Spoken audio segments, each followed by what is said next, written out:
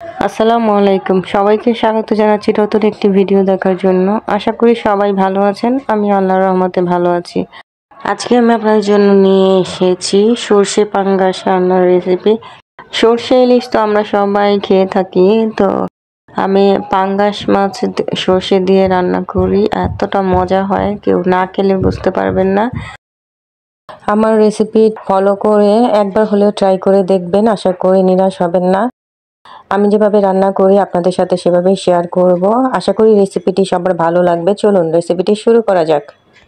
এখানে আমি পাঙ্গাস মাছ কেটে ধুয়ে পরিষ্কার করে নিয়েছি। আমি মাজনি দিয়ে ঘষে নিয়েছি, যে উপরে যে একটা পিছল থাকে সেটা যাতে চলে যায়।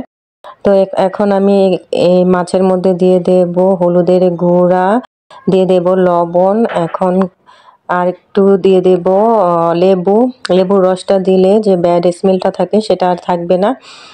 তো এখন আমি খুব ভালো করে মাখিয়ে নেব, যাতে সবগুলা মাছের পিসে হলুদ, লবণ আর লেবুর রসটা লেগে যায়। এভাবে আমি কিছুক্ষণ ম্যারিনেট করে রেখে দেব। 20 মিনিট রাখলেই চলবে। তো আমি এখানে একটা বাটিতে নিয়ে নেব সরিষা।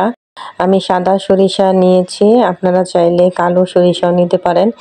আর কালো সাদা দুইটাই মিক্স করে নিতে পারেন, সেটাও মজা লাগে। তো আমি এখানে নিয়ে নিয়েছি 3 চামচ সাদা সরিষা, নিয়ে নিয়েছি 3টা কাঁচামরিচ, আর পানি দিয়ে কিছুক্ষণ ভিজিয়ে রাখবো। এরপর এটাকে বেটে নেব। চুলায় আমি একটা প্যান বসিয়ে দিয়ে তেল দিয়ে দিয়েছি মাছ ভাজার জন্য। তো তেলটা গরম হলে মাছগুলোকে একে একে দিয়ে দিয়েছি। এক পিঠ হয়ে গেলে আবার উল্টে দিয়েছি।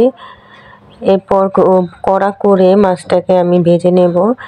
পাঙ্গাস মাছটা একটু কড়া করে ভাজলেই ভালো লাগে। আমি একটু লাল লাল করে কড়া করে মাছগুলোকে ভেজে নিয়েছি। তো এখন আমি মাছগুলোকে তুলে নেব। এখন এই তেলের মধ্যে আমি দিয়ে দেব পেঁয়াজ কুচি হাফ কাপ। পাঙ্গাস মাছ থেকে তেল বের হয়, তো যদি তেলটা কমে যেত তাহলে আমাকে আরেকটু দিতে হতো। এখন আর এক্সট্রা তেল দিতে হলো না। তো আমি পেঁয়াজটা ভালো করে ভেজে নিয়েছি একদম নরম হয়ে আসা পর্যন্ত। পেঁয়াজ কুচির বদলে পেঁয়াজ বাটাটাও ইউজ করতে পারেন।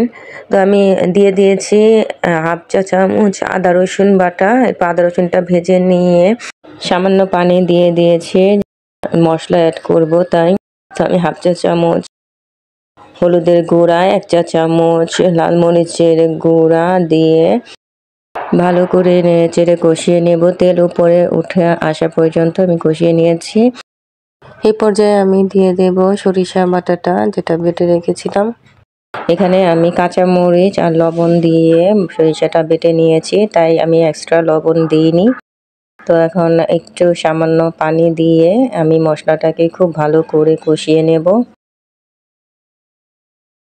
মশলা কষানো হয়ে গেছে, এখন আমি ভেজে রাখা মাছগুলোকে দিয়ে দেব।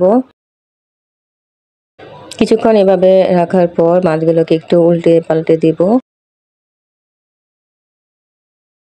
এরপর সামান্য পানি দিয়ে দেব।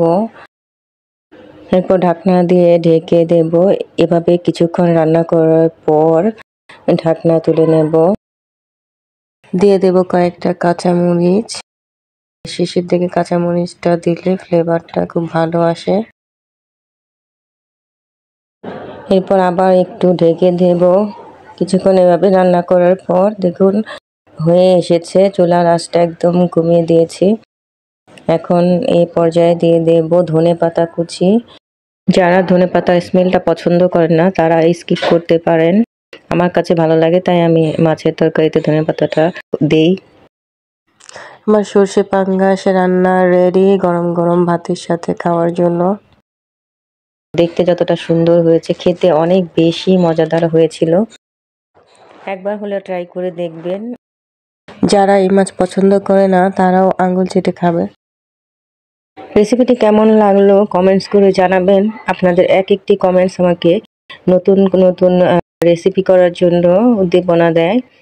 আশা করি রেসিপিটি সবার ভালো লেগেছে। রেসিপিটি যদি ভালো লেগে থাকে লাইক কমেন্ট শেয়ার করে আমার পাশে থাকবেন।